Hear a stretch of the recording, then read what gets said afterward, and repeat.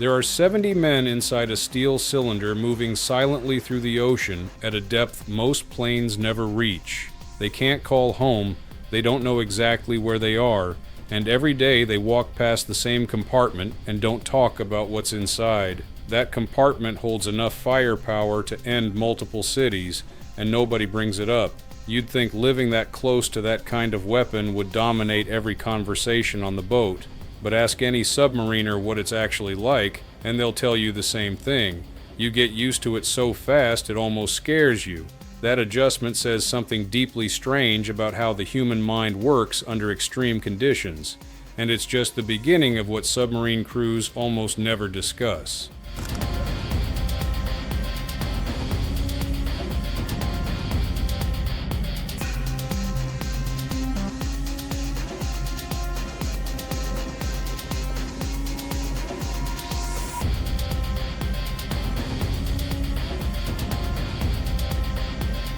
A nuclear submarine's missile compartment, called the missile house by the crew, takes up roughly a third of the entire boat. On an Ohio-class submarine, you're looking at 24 Trident 2D5 missiles in vertical tubes, each one capable of carrying multiple independently targeted warheads. The compartment is roughly the size of a 4-story building, condensed into the belly of a vessel that runs quieter than a whisper at depth. The crew walks through it to get from one end of the boat to the other. That's it. There's no ceremony, no moment of reflection. You grab the ladder, you move through the tubes, you get to where you're going. Sailors have eaten sandwiches in there. Some have slept in hammocks strung between the tubes during long patrols when bunk space runs out. But the thing crews never really talk about isn't the missiles themselves. It's the orders. Every ballistic missile submarine operates under something called a two-man rule. No single person can arm or launch a weapon.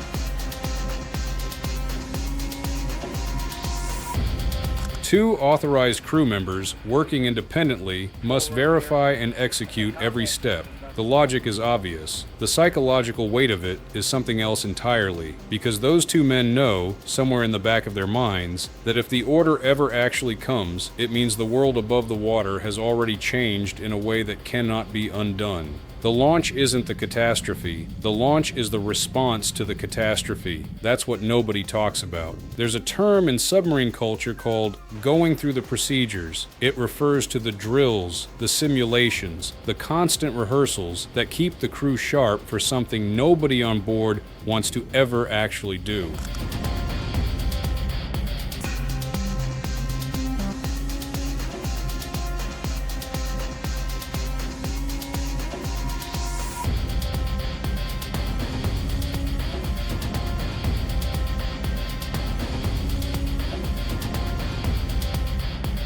These drills are executed with the same precision and seriousness as the real thing.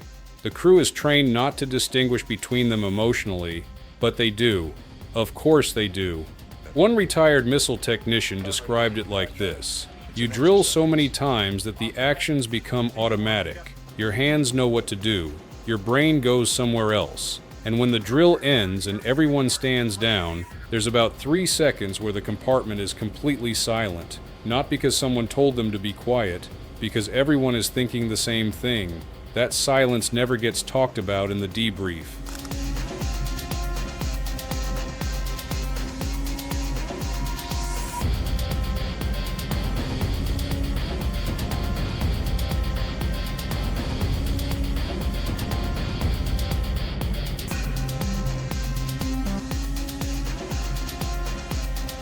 What does get discussed, sometimes in careful, measured language, is something submariners call the continuum.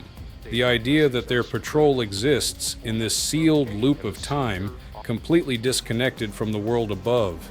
Mail doesn't arrive, news is filtered and delayed. Families are a memory and a future goal, not a present reality. For 70 to 90 days at a stretch, the submarine is the entire world. And in that world, the missile compartment is just There.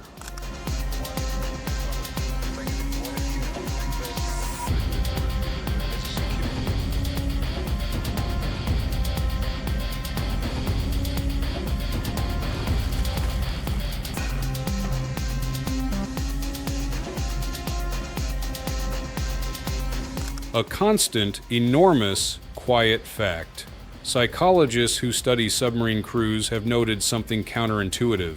The sailors closest to the weapons, the ones with actual technical responsibility for them, tend to show the lowest levels of anxiety about them.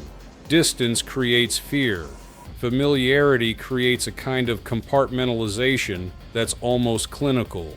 You stop seeing the system as a weapon and start seeing it as a machine you maintain. We dig into stories like this every week. If that sounds like your thing, subscribe.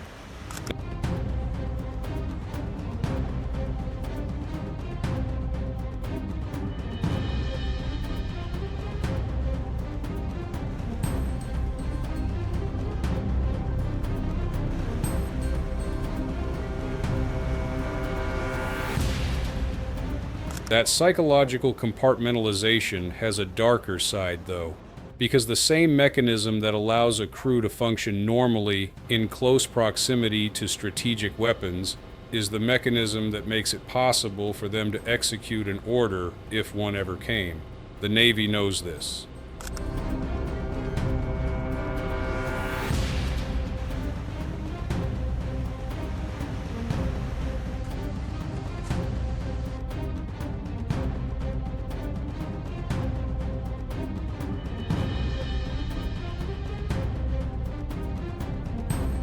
The selection process for ballistic missile submarine crews is extraordinarily rigorous, not just for technical aptitude, but for psychological stability under moral weight. These aren't just people who can handle stress. They're people who've been evaluated for their ability to follow a specific category of order under specific conditions without hesitation. The men who pass that evaluation don't brag about it.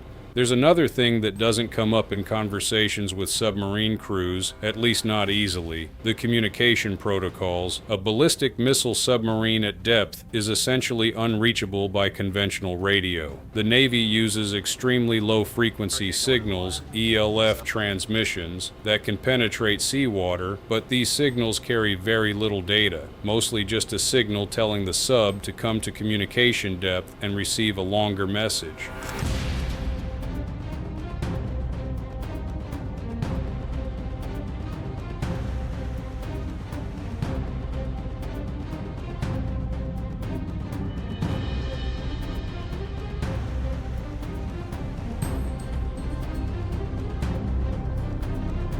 What this means in practice is that a crew can go extended periods without being fully certain of what's happening above. They receive news summaries, they receive filtered updates, but the complete picture of the world they left behind is always slightly blurry. And if communications go silent for a certain period, the crew has procedures for that too. Procedures that involve checking whether the silence itself is meaningful. Procedures that crews practice. Procedures nobody discusses at dinner.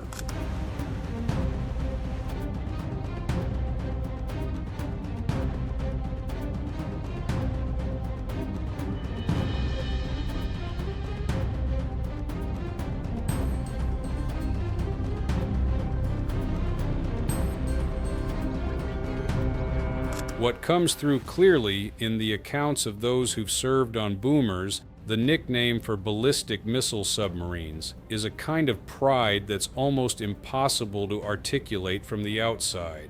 Not pride in the weapons, pride in the discipline required to live with them. Pride in the fact that the mission of a boomer is, ultimately, to never be used. The deterrent only works if nobody blinks. And nobody blinking, day after day, patrol after patrol, for decades, requires a specific kind of human being. Those human beings eat in a galley, sleep in racks stacked 3 high, and pass through a compartment holding the most destructive portable force ever assembled.